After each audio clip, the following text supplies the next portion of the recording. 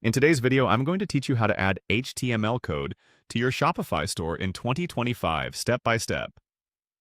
Whether you're looking to make a minor tweak or significantly customize your store's appearance, adding HTML code can be crucial.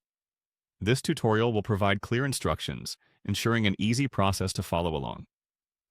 To begin, make sure you're logged into your Shopify admin account. Once in, head over to the Home section. This serves as the central hub for managing your store, providing quick access to various options and tools you'll need along the way. Next, navigate to the Online Store section. You'll find this in the sidebar menu on the left side of your screen. Click on it to expand the menu. This section is where you'll manage your themes, and it's essentially the workspace for customizing the look and feel of your storefront. Once you've opened the Online Store section, you'll see a drop-down box. This menu allows you to access various aspects of your store, including all themes you currently have installed. Select a theme you intend to edit.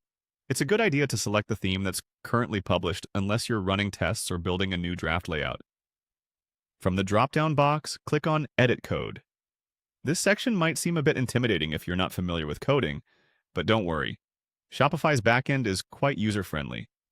Here you'll be able to add, edit, or view the HTML, CSS, and JavaScript files that make up your store.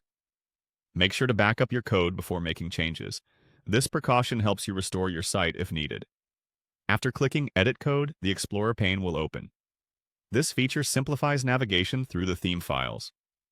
Look at the left-hand side of the screen. You'll find various folders like Assets, Layout, Sections, and Templates. Each section corresponds to different functionality within your store, so locate the correct file based on where you want your HTML code to appear. The next step is to use the Search option. Look for the magnifying glass or Search button in the Explorer.